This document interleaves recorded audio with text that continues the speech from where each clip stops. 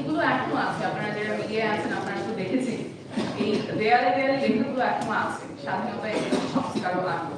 তো এই যে চিন্তা যে জনগণ সংস্কার বোঝে না, জনগণ পরিবর্তন বোঝে না, এইটা আমার মনে হয় খুব বাস্তবসম্মত না। আমরা যখন মানুষের সাথে কথা বলি, একদম তৃণমূল ওনাদের উঠানে যাই, চায়ের দোকানে যাই, জনগণ বোঝে কোথায় তাদেরকে প্রতারিত করা হচ্ছে, কোথায় তাদের ধোকা দেওয়া হচ্ছে। যখন একটা মা বলে আমি বিচার চাই, যখন একটা বাবা বলে আমার ছেলেকে আমি 7 লাখ টাকা ঘুষ দিয়ে কেন চাকরি নেওয়াবো, আমি তোকে পড়াশোনা করিয়েছি, ওনারা পরিবর্তনের কথাই বলছেন।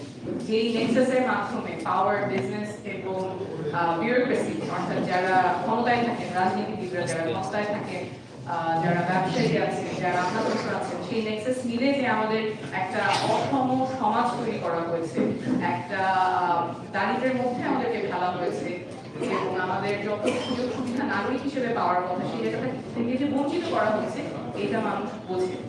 তো মানুষ বোঝে বলেই গত বছর তারা এই অসমতার বিরুদ্ধে এবং এই অনলাইনগুলোর বিরুদ্ধে মাঠে নেমেছে। তারা প্রাণ দিতেও দ্বিধা করে নাই এবং যে তরুণেরা নিজের চোখ দিয়ে, নিজের হাত পা